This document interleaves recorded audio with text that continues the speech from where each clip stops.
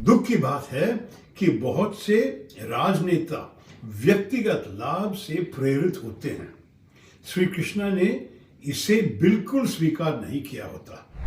कृष्ण ने सीधे तौर पर युद्ध नहीं लड़ा, बल्कि उन्होंने अर्जुन के सारथी के रूप में सेवा की। श्री कृष्ण अर्जुन को सिखाता है कि ध्यान कर्म पर होना चाहिए, ना कि उस कर्म के फल, विफलता, सफलता, प्रशंसा, आलोचना पर।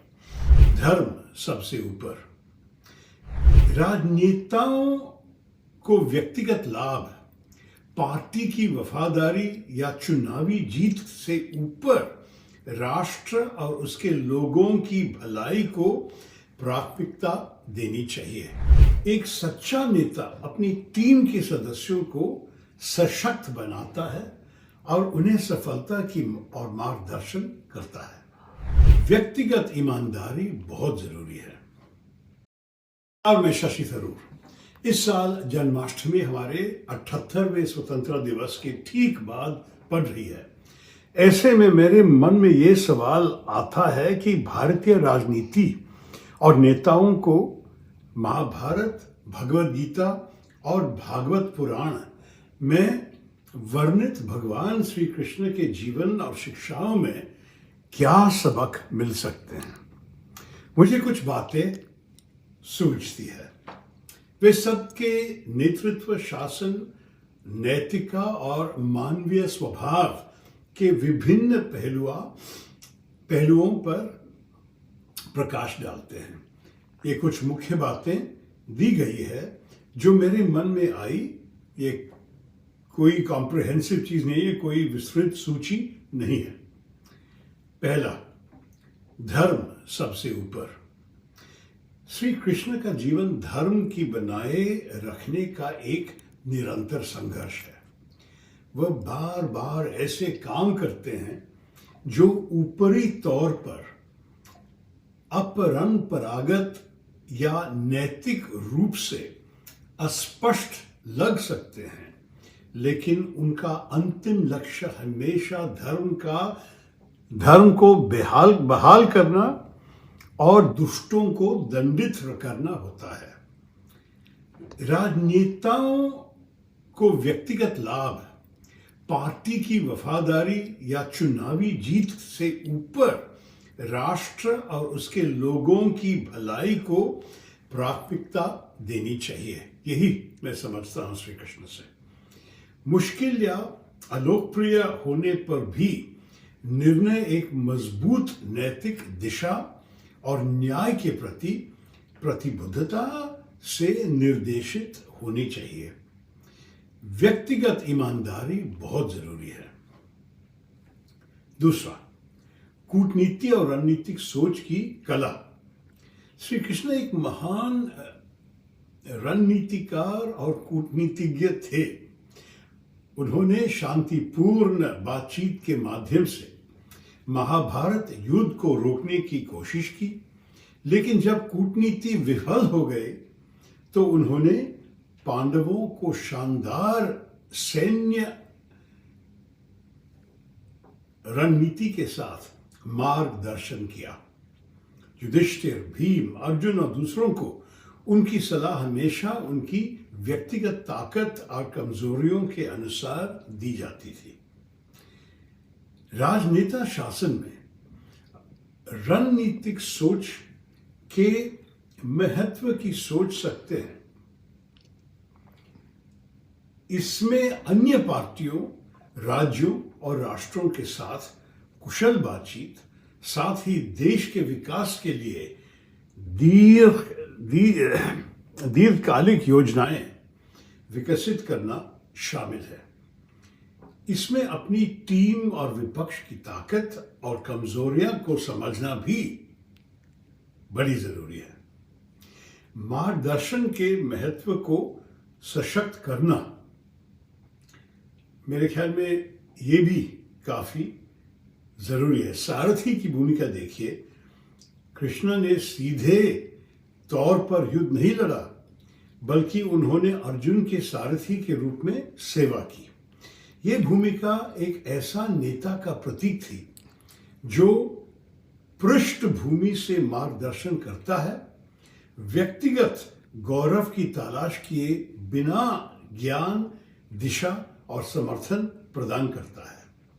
वह अर्जुन के लिए रणनीतिकर, गुरु और भावनात्मक सहारा थे। एक सच्चा नेता अपनी टीम के सदस्यों को सशक्त बनाता है और उन्हें सफलता की और मार्गदर्शन करता है। उन्हें हर समय सुर्खियों में रहने की जरूरत नहीं है। इसके बजाय इन्हें वह स्थिर हाथ होना चाहिए जो जहाज को चलाता है, मार्गदर्शन प्रदान करता है और टीम की दिशा की जिम्मेदारी लेता है। और यदि वे सफल होते हैं तो उनके अनुयायियों को महसूस करना चाहिए कि जीत उनकी थी, ना कि केवल नेता की। 3-4 और सोच जन्माष्टमी के विषय पे। भगवत गीता निष्काम कर्म का सिद्धांत हमें सिखाते हैं। इसका केंद्रीय शिक्षा निष्काम कर्म है, परिणामों के लगाव के बिना अपने कर्तव्य का पालन करना। श्री कृष्ण अर्जुन को सिखाता है कि ध्यान कर्म पर होना चाहिए, ना कि उस कर्म के फल, विफलता, सफलता, प्रशंसा, आलोचना पर। राजनेताओं के को सत्ता, प्रसिद्धि या धन की इच्छा से प्रेरित हुए बिना लोगों के कल्याण के लिए काम करना चाहिए। अगर कृष्ण जी में यह सिखाया, उनकी प्रेरणा कर्तव्य और सेवा की भावना होनी चाहिए, ना कि उसके बाद मिलने वाले पुरस्कार या राजनीतिक लाभ। ये जनहित में निष्पक्ष निर्णय लेने में मदद करता है। दुख की बात है कि बहुत से राजनेता व्यक्तिगत लाभ से प्रेरित होते हैं। श्री कृष्ण ने इसे बिल्कुल स्वीकार नहीं किया होता। एक और सोच, मानवीय स्वभाव की समझा। श्री कृष्ण को मानवीय मनोविज्ञान और 3 गुणों, सत्व सच्चाई, रजस जुनून और तमस अज्ञान की गहरी समझ थी। उन्होंने इस ज्ञान का उपयोग धर्मी युधिष्ठिर से लेकर अभिमानी दुर्योधन तक लोगों के साथ बातचीत करने के लिए किया। एक अच्छा नेता तो मानवीय स्वभाव का इच्छा निरीक्षक होना चाहिए। ये एक विविध और प्रभावी टीम बनाते मतदाताओं की प्रेरणाओं को समझने और विरोधियों से निपटने में मदद करता है।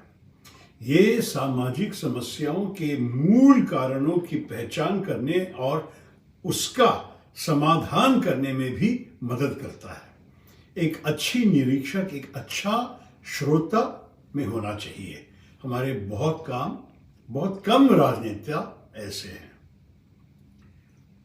2 और, लोक संग्रह की अवधारणा। श्री कृष्ण के कार्य, चाहे वे वृंदावन में एक ग्वाले के रूप में हो या द्वारका में एक राजा के रूप में हो, हमेशा समुदाय के कल्याण के उद्देश्य से थे। भगवत गीता में उनकी शिक्षाएं एक नेता के कर्तव्य पर जारी देती हैं कि वे सामाजिक व्यवस्था बनाए रखे और लोगों की भलाई सुनिश्चित करें। एक राजनेता का प्राथमिक कर्तव्य समाज के भी सभी वर्गों के कल्याण के लिए काम करना है, ना कि केवल अपने मतदाताओं या समर्थकों या समुदाय के लिए। इसमें एक न्यायपूर्ण और समान समाज का निर्माण करना शामिल है, जहां हर किसी को आगे बढ़ने का अवसर मिले।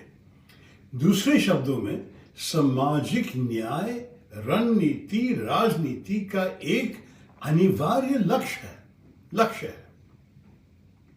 और आखिरी सोच, अहंकार और अधर्म के खतरे। श्री कृष्ण की जीवन अहंकार और अधर्म का मार्ग चुनने वालों जैसे दुर्योधन और उसके सहयोगियों के पतन के बारे में एक चेतावनी भरी कहानी है। उनके अभिमान और धर्म की उपेक्षा ने अनंतः उनके विनाश का कारण बना। राजनेताओं को विनम्र और जमीन से जुड़ा होना चाहिए, यही मैं समझता हूं। अहंकार, सत्ता का दुरुपयोग और कानून के शासन के प्रति सम्मान की कभी अनिवार्य रूप से एक नेता के पतन का कारण बनती है, दोनों राजनीतिक और नैतिक रूप से। संक्षेप में, भगवान श्री कृष्ण का जीवन नैतिक और प्रभावी नेतृत्व के लिए एक व्यापक मार्गदर्शिका प्रदान करता है। ये सिखाता है कि सच्ची शक्ति जबरदस्ती में नहीं, बल्कि ज्ञान, धार्मिकता और लोगों की निस्वार्थ सेवा में निहित है। इस जन्माष्टमी आइए हम अपने राजनीति में श्री कृष्ण के ज्ञान का आत्मसात करें और अपने छोटे और स्वार्थी हितों पर काबू पाने का प्रयास करें। रणनीतिक रूप से सोचना सीखें, अपने सहकर्मियों और पार्टी कार्यकर्ताओं से सशक्त करें, अपने कर्मों के लाभों पर कम और सही काम करने पर अधिक ध्यान दें, सुनना सीखें, सामाजिक न्याय को प्राथमिकता दें और अपने स्वयं के अधिकारों से ऊपर सेवा को रखें। हम सब श्री कृष्ण नहीं हो सकते, लेकिन हम उनका अनुकरण करना सीख सकते तो है। जन्माष्टमी की हार्दिक शुभकामनाएं सबको और जय हिंद।